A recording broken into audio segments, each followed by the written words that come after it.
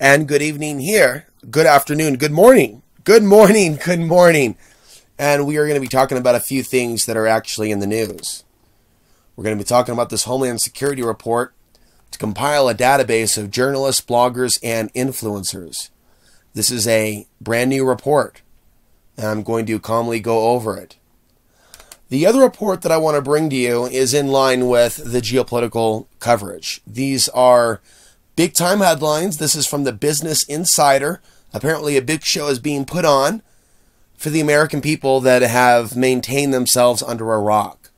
China is putting on a military show to get the attention of the United States. Now, we know the U.S. government is already aware of the ties between China and Russia and their joint military war game exercises. So does Alex Ansary. So do some of you.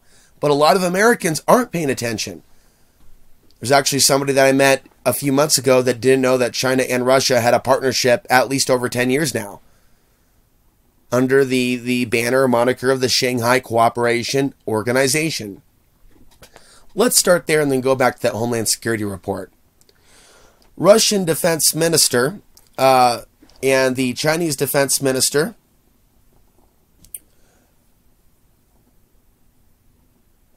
okay, so they got together and they're doing the photo ops. China's new defense minister says the Chinese side has come to Moscow to show Americans the close ties between the armed forces of Russia and China. We've come to support you. And see, there's been a lot of pro-Putin memes that I've told you that I've seen in the alternative media that never seem really natural. Where are those folks going to be in the years ahead? Are they going to be, in their own minds, siding with China and Russia against the United States? Have they already done that? You know, a lot of people will warn you, like AMTV and others. They'll talk about World War III, but they'll just continue to repeat themselves in their talking points. You know, they'll play up the power of China, yet they'll also play up the idea that Donald Trump is a legitimate candidate. They'll play up the idea of Vladimir Putin making a stand against the New World Order. And see, all of that will keep us busy for a few years. It'll keep a continent busy for a few years, instead of realize the New World Order dance that's going on every administration, whether there's war or not. These superstate nations work together. China's defense minister met his Russian counterpart in Moscow on Tuesday to let the Americans know about the close ties between the armed forces of China and Russia, according to the AP.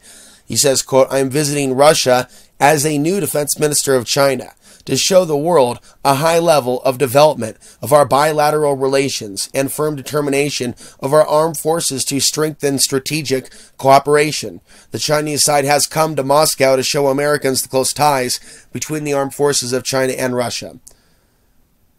Looks like there's a little bit of repeating in the article in different areas.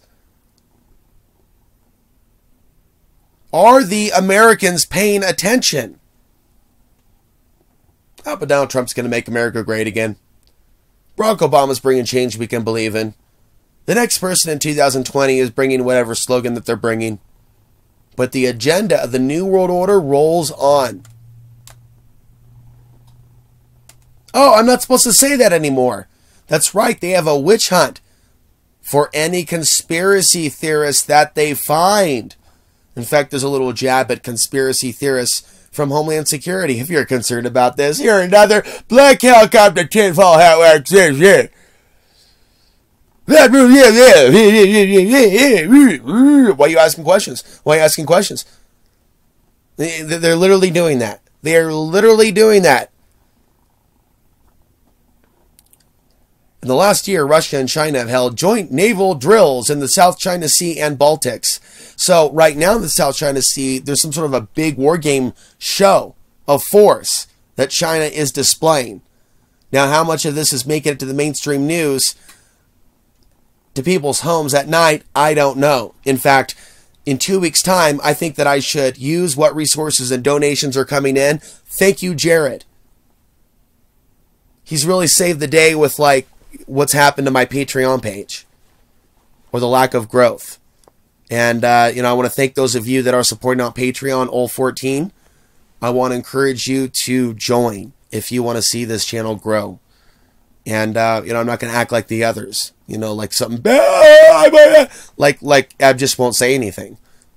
I'll just, continue doing what I'm doing. But your help is needed at this time. And I feel like I should be covering geopolitics full time. And I believe that it should be on a medium outside of YouTube. And I would like to see myself build up a large enough audience on some of the other platforms that I'm building. And if you're contributing there, it really helps out. While I'm still here on YouTube, I think it's important for people to check out the on-demand channel and consider it in the future if something happens to me here, or even to join there so I can cover more things on that end of reality. I also think that we've been victims, if you will, of ways in which we've been targeted to be addicted to elements of social media and the internet. I mean, just targeted individual theories aside, we've been marketed towards to be internet junkies, especially those of us that share our content, that appreciate likes, that appreciate views, that have developed our online communities, only to see that rug pulled out from under us. I can post something now on Facebook and have hardly anybody see that I posted. Let me know if you would be really, really interested in being a part of an Alex Ansary forum. We already have it. It's on Discord. But I don't link to it. I don't promote it because I want to see serious interest in serious dialogue. And then perhaps one by one, I can send you an invite once I have your email. I can send you an email invite, and maybe we can have an adult conversation. Not X-rated per se, not unless that's what you're into. And that's a joke. That's a joke, folks. I'm trying to be a little bit relaxed this morning, but I'm not going to read into all this. Let me just go over the basics, but I'll remind you that I said that China and Russia were allies, and that, we were seeing a show, and that it would build and build and build. China and Russia have long supported each other's positions on North Korea and Syria at the United Nations. So in Syria, Russia's warned the United States that if they cross another line, right, that it's going to be there's going to be retaliatory measures, and that was just a few weeks ago. But I don't want to get all pumped up and make a bunch of series on videos on that. It's like, this is part of a theater of war of words. And it builds and it builds. And no one can say that there was never any warning that this was coming. That I've never warned you. That others never warned you. That people haven't had dreams of America invaded by foreign forces. Don't ever say in the future that no one ever warned you. But perhaps in the future they will act like all of this was a surprise. And people like me and the things that we've done and the risks that we've taken won't be remembered. Perhaps everything that I do here and all my ideas need to be written down on paper and put into a book one day, so that no matter what happens to our digital electronics, my message will live on. And a big part of that is still what I'm learning or working to do, to put that down on paper. What is our spiritual presence here on the earth? What is the nature of our reality? What are we doing in this type of a world? We're high-tech army against high-tech army. Using things like Facebook and social media to actually do what's done to us in spirit, to entrap people to evil. It's not just done for evil, but certainly we can see the effect of it now. Is there a community that we can show? An off-grid community of people of like minds, happy, shiny people holding hands. Can I show you examples of Trump supporters coming to the aid of their fellow Trump supporter being kicked off his land in Costilla County? No, I can't. Are there things like that happening in Costilla County that you would think someone that wants to manga, you would think that they would want to be of assistance? No, they still won't come to the aid of their brother, even when they have the same political disposition. Now, I want you to think about that. We can talk about that further. But the divide in America is not just a divide over politics.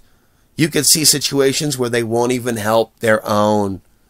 And the same will go for the left. The left won't come to the aid of people that are victims of racism unless they're going to use that. Or unless it's one of the popular victims, they're going to use it for political purposes. So we've been put into this situation where a lot of people, like I said, and now we'll go to the next article, are going to look away from information and news because they just don't want to hear it anymore. And it's traumatizing. And I'm not much different. You can even see how the program's working on me. You know, it's like I don't want to cover news full time. I'm going to speak my own truth, but there's power in that. And I also see that people do appreciate me speaking my own truth. And some will even throw me under the bus if I cover things that are coming out in the news, even if I'm standing against it saying this is propaganda. We need to be on the alert of these manufactured problem, reaction, solution events, like I did one day on Patreon and then saw somebody flip out. Covering news isn't endorsing the news. But if I'm a guy that's been warning about a conflict for 10 years and now we're seeing some of the first confirmations of wheels moving into motion and things moving into position in Syria and North Korea, and as far as I'm concerned, it validates the years of activism that I've been involved in, going back to Portland, Oregon. And this is a time, more than other times, in which I need to be really on the ball. There was a program that I was going to put together, what you need to know about World War III by 2025, and the amount of information that could go in that could go on for hours and hours and hours. A program like that, folks, isn't going to last on YouTube because of all the different perspectives and keywords and names shared in that program. I'd like to see your support on Patreon and the on-demand channel. When people like Jared help out at the end of the month, the beginning of the month, where things are a little bit tighter than they usually are on YouTube, and on the other side, though, it is like the universe working through people. So what I'm going to do for my own personal discipline, right? And like right now, I'm just staying in for a few days. Heavy geoengineering. But as the season goes on, I'd like to be more connected with the outdoor world, the sunshine, geoengineering or not, maybe a little bit of traveling, and stepping away from an internet bill, and then focusing mostly on that land payment. And spending less time on the internet. What time I do spend on the internet in town, I'll download dozens of updates and articles to bring to you here. But they're going to be downloaded. You see, a lot of people are concerned about 5G. And it's like people should train themselves to spend less time on the internet in advance before this unrolling out of 5G. I also said that the more time that you wait before going off grid or putting down a down payment, the more expensive it's going to be, because there are, I should say this for another video, there are highs and lows to the off-grid. There are highs and lows to periods. So there'll be a high, there'll be a period in which more people are migrating, and I believe that this is in relation to the solar cycles. We could see previous periods of people bugging out, or even periods where people assumed something could have happened, and they had the catastrophobia going on. And it could have been dovetailing particular reports, but it really could have come from the same root cause. They're reacting to an increase in activity from the sun, which affects our bodies. So we can go all the way back to the turn of the century to Y2K. And there were even concerns about the grid going out then. And it was a bit premature, but they were just starting to really understand their dependency on and build their dependency on this grid. I mean, in the year 2000, there weren't all these people running around using cell phones as their primary defense against attackers, as good men are leaving society and are being replaced by robots. Of course, you have a lot of men that are addicted to phones as well, and I don't identify with that as a man, as a male. As a person alive today, I don't identify with being a cell phone addict. I don't, but I do identify with being online a lot. So the greater point is, reeling it back, there are off-grid areas like in Costilla County or other areas. Remember, you got to get a septic if you're going to be in Costilla. Same thing in Saguache.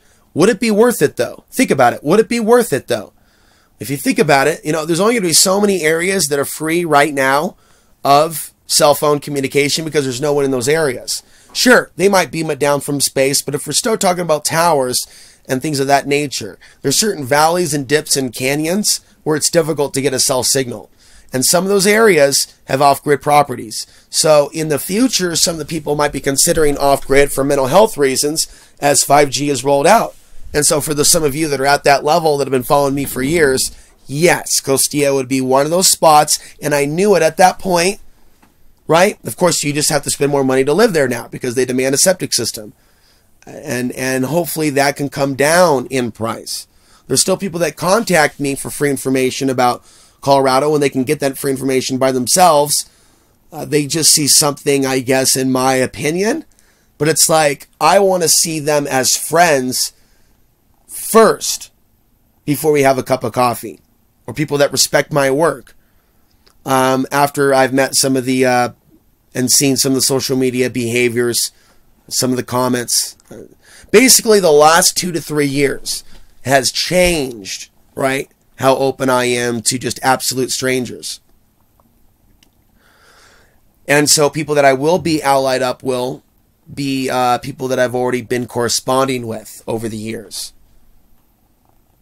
You know, are people that are serious about that and diplomatic. People that believe in mutual respect. People that see the value in being able to trust a guy with your life type of a deal.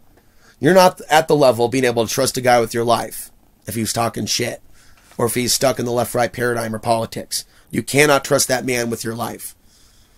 Okay. And so when it comes to off-grid partnerships and that type of stuff in those areas where no one will hear you scream, you want to have solid people around you or no one at all. There is no gray area when you reach a particular time-space reality in our nation's history. And I want to have bug-out locations in the event of the worst-case scenario of our nation's defenses being breached. And I want to be out of those areas that I think will be at risk. One of the areas also that's at risk is not only fires, but fires started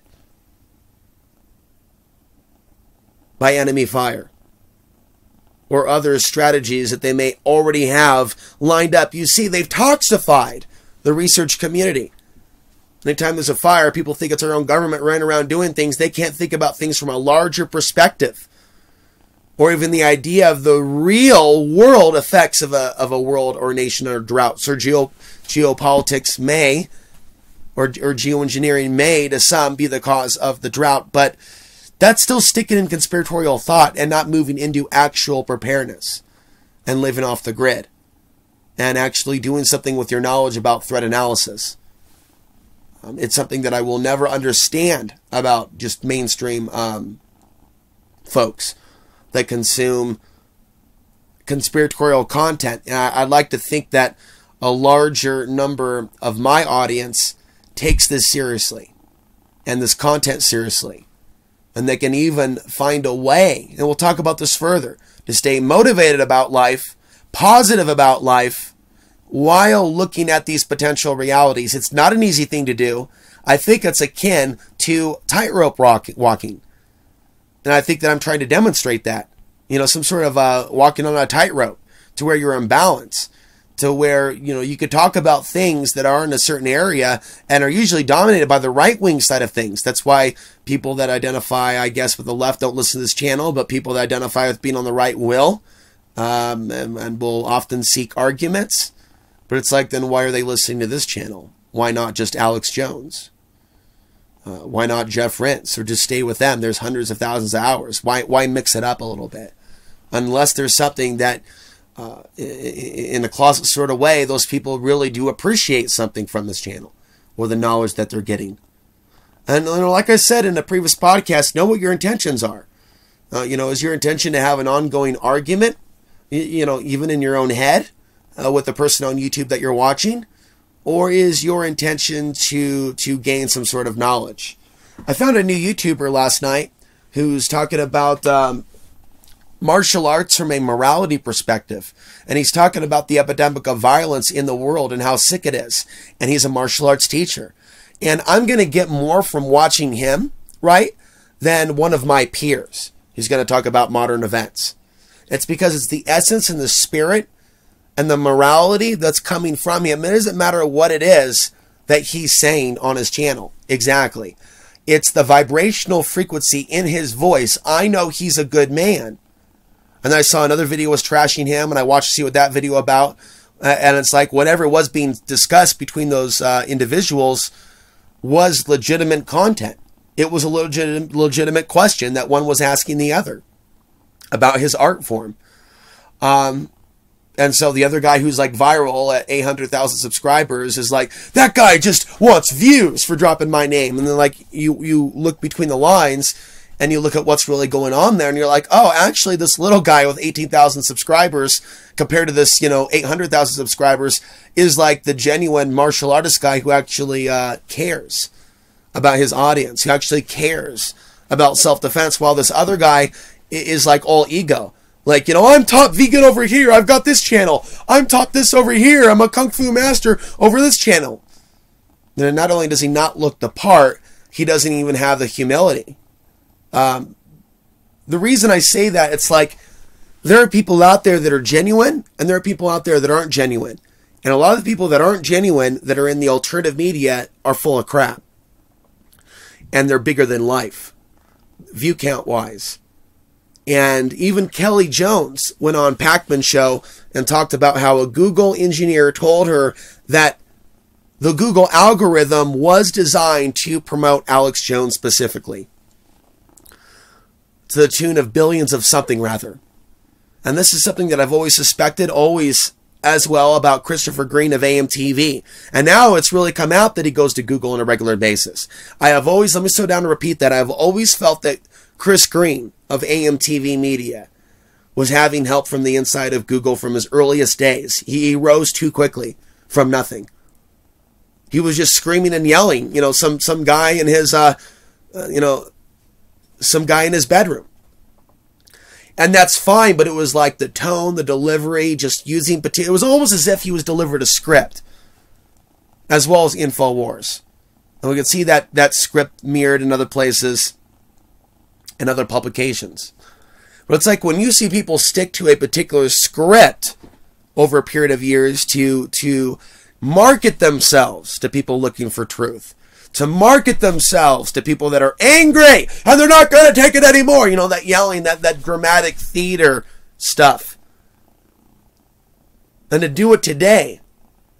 Oh, they're so concerned about World War III and what the deep state might do to Donald Trump. So concerned about World War III, but Donald Trump's still innocent. I mean, this is brilliant asinine. So for those of you that see value in my work, not only is it appreciated, I'm going to move things forward on alexansary.tv. If you want to join a forum or a little Discord and you're a regular contributor, feel free to let me know via email or some other method. And I'll talk to Angelus, my web volunteer, which is actually visiting in a couple of weeks. And we'll organize that. And so we can have some additional conversations outside of Face Crack. Just so you know, everything, they admitted it last week after the Facebook data breach, everything in Hotmail is being read. Everything in these other areas are being read. So if we already know that our emails are being read and logged by Homeland Security, we might as well just, since a lot of us aren't into anything criminal and we're talking about consciousness beyond the conspiracy. And I think that's really going to save our ass in some respects as the clampdown continues, is going deeper into the rabbit hole of consciousness over chemtrails, real consciousness over the conspiracy, and steering away from reactionary behavior to fake news and things of that nature, not just because it's immoral or a waste of time, but because they're trapping people. So we have this article here, Homeland Security to compile a database of journalists, bloggers, and influencers. And I've known that my content has been surveilled for years, and private conversations on Skype. And it's like, oh, they're building algorithms on people's personalities. Yeah, that's not creepy. But what do?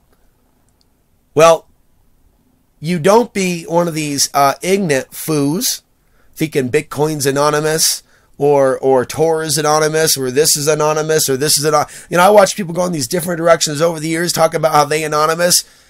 Boy, all they doing is just inflating their ego. They ain't anonymous to nothing. And they're sitting around thinking that they are, and it comes out years later, nope, there was nothing anonymous about that which you were doing. It's like one big open book. Holla! Yep, that's right. One big open book. So you want to rise above fear. You want to rise above doing dumb things. But I noticed for years people were using Facebook to brag about their firearms arsenal. And there are actually some people that don't even talk to me anymore over the years that used to talk to me in 2012 because, you know, as times have changed, people have changed, but I haven't. I used to go on rants on Facebook about people who are dumbasses for bragging about their guns in 2012. I'm not going to give you my gun, Obama. I got one of these. I'm going to fight you. It's like that kind of nonsense. Like, whoa, you guys are like part of some reactionary, like Homeland Security, like trial run as far as I'm concerned. Yeah. Respond to what Obama's doing in the newspaper while you hold your gun. You aren't going to take alcohol. Yeah, just keep announcing that stuff into a. Why don't you just plan to do that and keep your friggin' mouth shut, Facebook tough guy? But it's like now we're in the age of the Facebook tough guy. And yes, it was there to entrap people that didn't have the intelligence to censor themselves.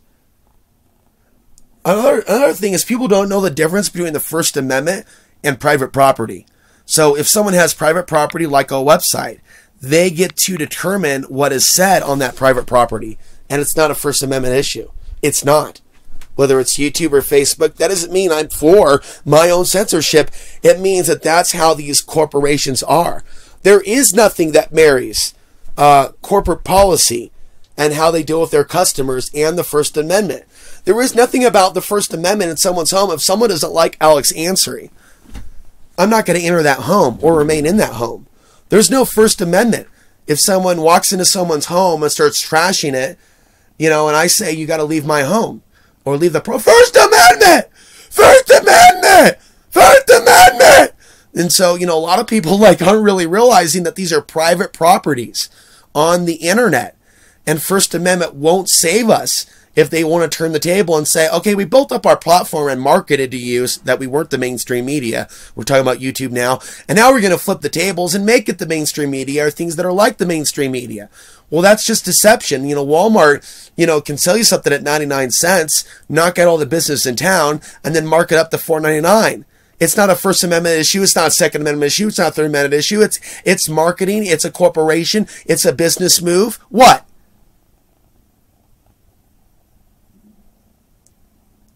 And what did we do before YouTube, right? We wrote books. We made documentary films. We did cable access TV shows, or we lived in areas where we could be on a cable access TV show and speak directly to our community.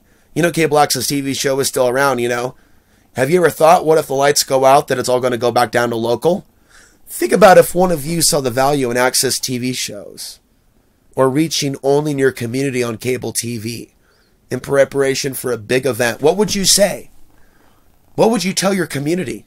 What would you want someone like me that might be on the air to tell your community, wherever you are right now, in Florida, in California, in Oregon, in New York? If there was someone, right, that was speaking for you, or at least attempting to speak the truth, and it was today or in the future, maybe on the verge of the full-on collapse, what would you want that purported truther to be saying in your community with regards to issues going on in your community within 30 miles of your actual apartment? No, not across the world. Nice try. No, not in Idaho at the plant. No. Where you happen to live within a 30-mile radius. What would be important to you? You know, I'll tell you what's important to me is being spiritually prepared for the things that are to come. Not having regrets. Knowing that I said the things that needed to be said, and some things we can't do anything about. It's this serenity prayer. God, grant me the wisdom to change the things I cannot change, or change the things that I can, instead of the things that I cannot change. The wisdom to know the difference. You know where I'm going with all that. The serenity prayer. And there's actually like a more specific biblical version of that. People love to correct others, so it'll be in the comment section. I'm sure someone will leave it. But it's like we need to have that wisdom to identify what we can change and what we can't. So I can't just start doing things in a more perfect manner to start reaching more people on YouTube. My legacy is really in the last decade or 14 years of activism and the different people that I've talked to and had on. And now we're at that level where people are having talks that have YouTube channels wondering which videos of ours should we start deleting. It's less a matter of growth for some of us and more a matter of what do we need to do to not be erased.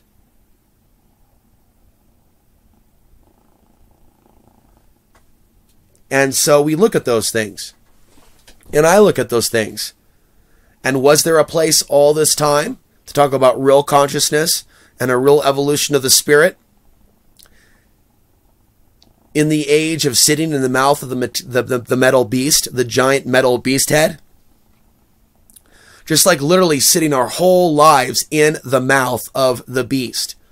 Wondering at what point this metallic giant Nephilim beast is going to start chomping down on our flesh. As the potential just lingers and looms. And so within that fear, there is faith.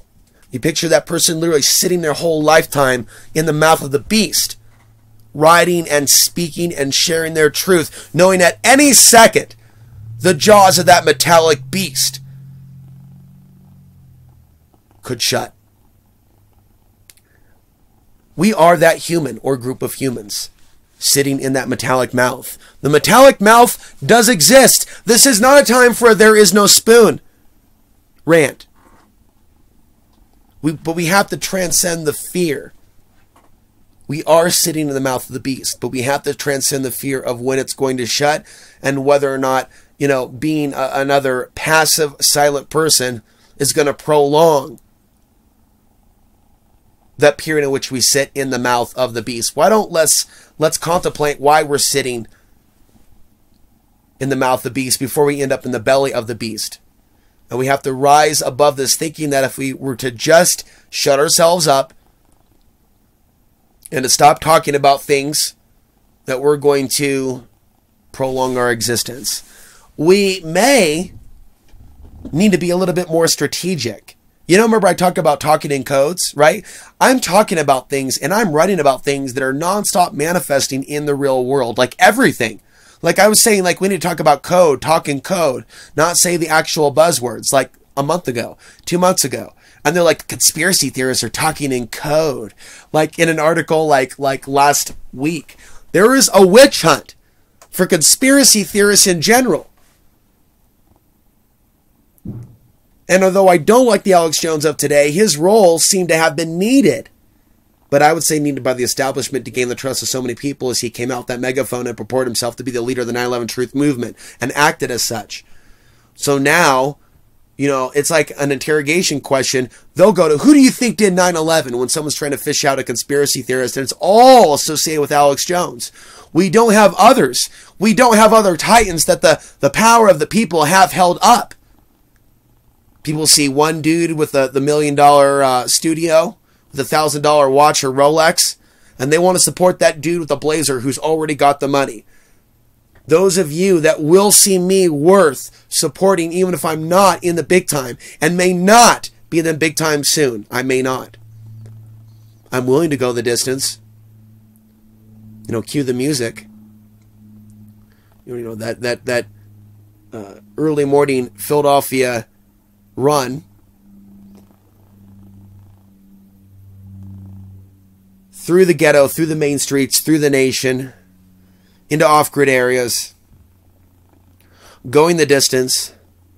But unfortunately, my unique independent views are not shared by my peers, or the people that I've come across off the grid in Colorado. They've all been taken by the left-right paradigm, or the I don't want to hear it, don't talk to me about those things. You New Age conspiracy theory freak. Nothing's changed in 2018. If anything, people were more open to my ideas during previous presidential administrations. Those few of you that see something in me and this message, I need your help if I was to do something big beyond the confines of this shed. But if I am destined to live the coming years here, despite my fears, despite being alone, then I accept that gift. I'm grateful. I'm grateful that I'm no longer where I was 2 or 3 years ago. I'm also struggling inside because I know I can do more if I was around others and if I was in an environment at sea level, that also there would be more brainwave activity. I'm at 8,000 feet, so there is a biological effect to that for those that don't live at 8K feet. Okay. You do feel a little spacey, lightheaded. Some stuff can be a little bit of intense when you're here all the time and you never see others. It's not like being like, I don't know where you're imagining. It is nature, but it's also very, very rough. But it's these rough years that are making me a stronger, I'd like to say adult man, but this is really about the soul. This is about like developing a stronger soul that's more forged and prepared for the next adventure. And again, I want to thank those of you that have helped me live this adventure in safety. And now I can count 2 years now. We won't be at the exact 2 years anniversary until we're at June of 2018. But at that point, we will have hit a 2-year anniversary.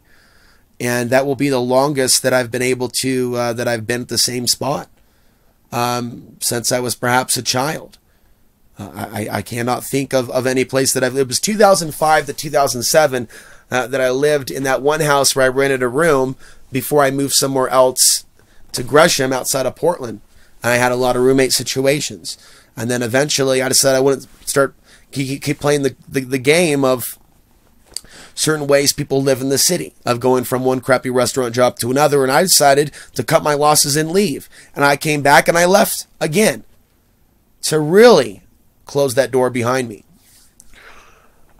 And now I find myself here off the grid as a lot of these things are coming in line, and I see myself continuing to write throughout my life.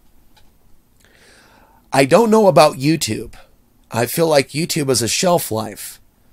So for those of you, right, that are seeing the importance of setting up on the newsletter, the importance of supporting at Patreon. And if you support at Patreon, you'll get the updates.